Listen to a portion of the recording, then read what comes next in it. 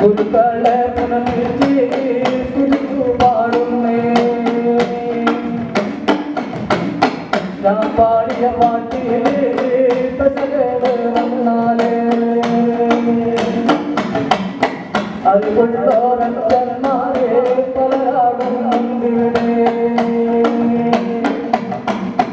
അറിവില്ലാത്ത കിതാബിനെ അറിവ് ചൊല്ലിത്തരണേ